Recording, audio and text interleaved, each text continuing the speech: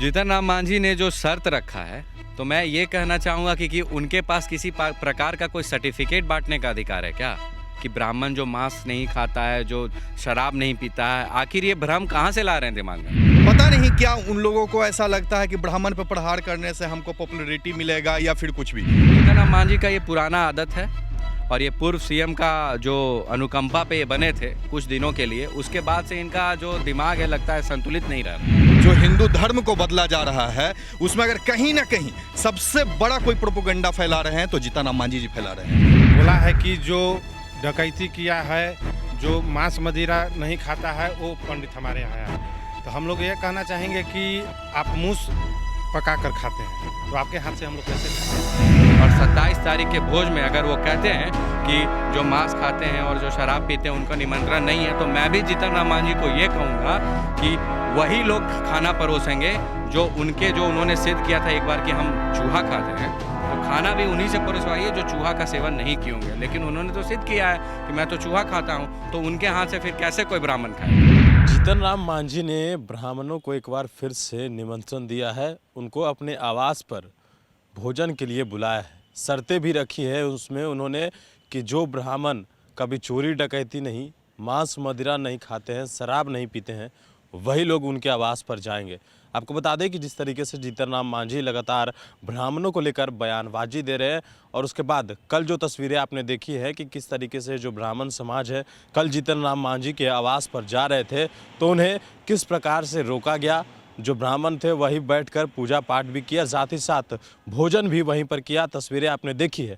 देखिए हमारे साथ कुछ ब्राह्मण हैं, उनसे जानेंगे कि जीतन राम मांझी ने उन्हें निमंत्रण तो दिया है लेकिन शर्तें रखी हैं। बात करेंगे, देखिए ब्राह्मण समाज के कुछ लोग हैं हमारे साथ, उनसे जानेंगे कि क्या नाम है आपका। मेरा नाम तो हिंदू यशराज सिंह है और हम लोगों का हिंदुत्व का संगठन है श्री राम सेना संगठन। तो हम लोग समस्त कल हिंदू संगठन गए थे, सिर्फ एक सिंगल ब्राह्मण नहीं गया था, जिसमें जैसा कि वो बताए थे ना कि दलित के वो नेता हैं और समाज के बहुत बड़े उद्धार करते हैं वो दलितों का।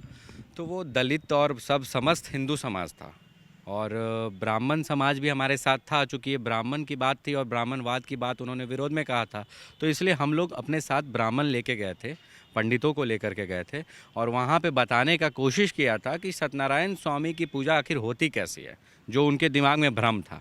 लेकिन वो उस चीज़ को नहीं समझ पाए और हम लोगों को पुलिस प्रशासन के द्वारा रोक दिया गया कॉर्नर पर। अच्छा, आप जीतन राम मांझी ने आप लोगों को बुलाया है भोजन पर, शर्तें भी रखी हैं उन्होंने। हाँ, जीतन राम मांझी ने जो शर्त रखा है, तो मैं ये कहना चाहूँगा कि उनके पास किसी प्रकार का कोई सर्टिफिकेट बांटने का अधिकार है क्या? कि ब्राह्मण जो मांस नहीं खाता है, जो शराब नहीं पीता है, आखिर ये भ्रम कहाँ से ला रहे हैं दिमाग में? कोई ब्राह्मण ना मांस खाता है ना शराब पीता है। अगर वो इस तरह का बात किए हैं तो इसमें भी उन्होंने सिद्ध कर दिया कि कुछ ब्राह्मण जो हैं वो मांस और शराब का सेवन करते हैं, जो कि सरासर गलत है।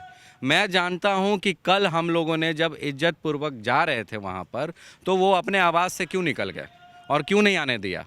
और हमें लज्जा के साथ कहना पड़ रहा है कि उसी सड़क पर हमें सत्यनारायण भगवान की पूजा भी करनी पड़ी और वहीं भोग लगा करके दलित बस्ती के लोग को बुला करके वहाँ ब्राह्मण के साथ बैठ करके हम लोगों ने खाना खाया और समस्त हिंदू एकता का परिचय दिया है।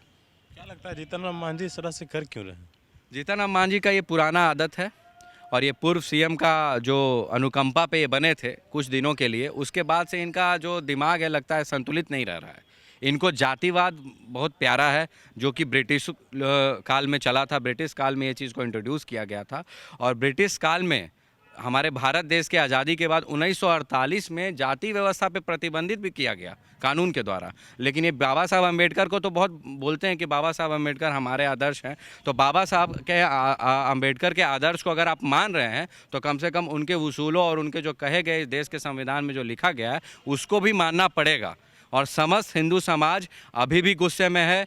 ब्राह्मणवाद को लेकर के जो उन्होंने बयान दिया है वो भी निरर्थक है और उसको लेकर के गुस्सा अभी तक है। और 27 तारीख के भोज में अगर वो कहते हैं कि जो मांस खाते हैं और जो शराब पीते हैं उनका निमंत्रण नहीं है, तो मैं भी जीतन राम मांझी को ये कहूँगा कि वही लोग खाना परोसेंगे जो उन्होंने सिद्ध किया था एक बार कि हम चूहा खाते हैं। तो खाना भी उन्हीं से परोसवाइए जो चूहा का सेवन नहीं किए होंगे, लेकिन उन्होंने तो सिद्ध किया है कि मैं तो चूहा खाता हूँ, तो उनके हाथ से फिर कैसे कोई ब्राह्मण खाएगा? बिल्कुल।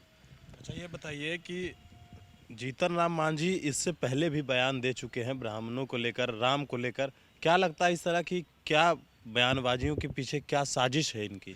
देखिए, सबसे बड़ा बात है ये कि जीतन राम मांझी जी जो हैं वो न्यूज़ में बनने के लिए कुछ भी बोलते रहते हैं। उनका साफ कहना है कि हम दलित का नेता बोलेंगे लेकिन दलित के लिए काम नहीं करेंगे। वो ब्राह्मणों पे प्रहार सिर्फ इसलिए करते हैं कि ब्राह्मण, पता नहीं क्या उन लोगों को ऐसा लगता है कि ब्राह्मण पे प्रहार करने से हमको पॉपुलैरिटी मिलेगा या फिर कुछ भी।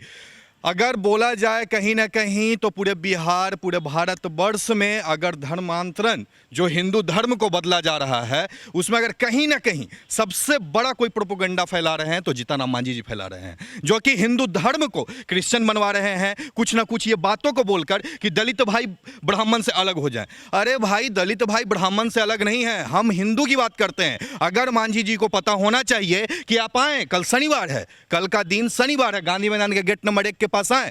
हम हिंदू यानी हम ब्राह्मण वहां पे दलित को खाना खिलाते हैं, लेकिन मांझी जी को कभी हम नहीं देखे हैं कि वो अपने दलित परिवार को 200-500 लोगों को अपने आवास के बाहर या फिर कहीं पे भी खाना खिला रहे हो। ये सिर्फ और सिर्फ भ्रमित करने का काम कर रहे हैं मांझी जी कि ब्राह्मण को कुछ भी हम उल्टा पुल्टा बोलेंगे, ब्राह्मण इस पे प्रतिक्रिया देंगे और मेरा पॉपुलैरिटी बढ़ेगा। देखिए, एक चीज हम बता देना चाहते हैं, बिहार के राजनीति में जात पात तो होते ही आ रहा है और होते ही रहेगा, लेकिन इस प्रकार के नेता को अगर आप नहीं समझिएगा कि जात पात में हम लोगों को बांटकर अपना रोटी सेक कर अपना पैसा अर्न कर रहे हैं किसी भी मतलब ईसाई से या फिर पता नहीं क्या क्या उनके बारे में घटनाएं और बातें आ रही है, ये गलत है।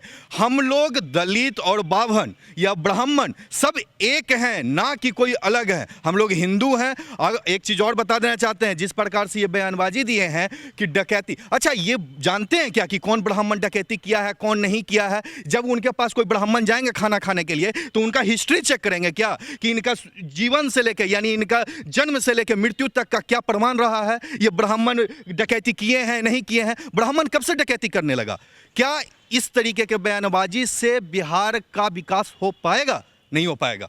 इसीलिए हम कहना चाहते हैं कि जीतन राम मांझी जी इस तरीके से बयानबाजी ना करें। अगर इस तरीके से बयानबाजी कीजिएगा तो आपको नेता तो दूर की बात है, आपको दलित परिवार भी निष्कासित कर देगी।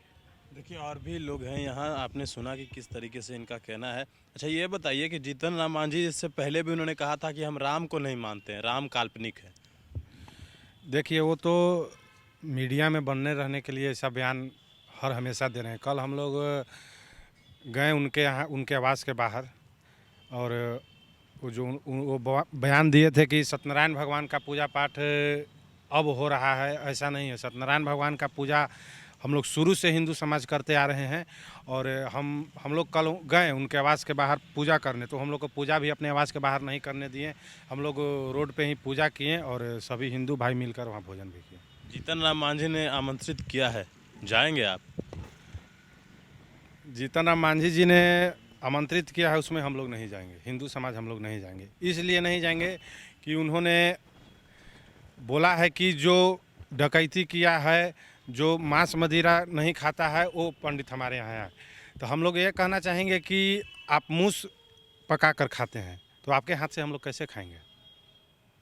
चलिए, बिल्कुल। तो आप सुने तमाम जो हमारे साथ जो आप लोग बात कर रहे थे वो ब्राह्मण समाज से लोग आते हैं। साथ ही साथ आपको बता दें कि जीतन राम मांझी ने जिस तरह से कहा है कि वही लोग आएंगे, तो इनका कहना है कि हम उनके हाथ से भोजन कैसे खाएंगे जो मूस खाते, यानी जीतन राम मांझी ने भी शर्तें रखी हैं कि जो उनके पास जाएंगे वही लोग जाएंगे, जो चोरी डकैती नहीं, मांस मदिरा नहीं, शराब नहीं पीते हैं, वही लोग सिर्फ जाएंगे। अब देखना ये होगा कि आखिरकार 27 दिसंबर को होता क्या है।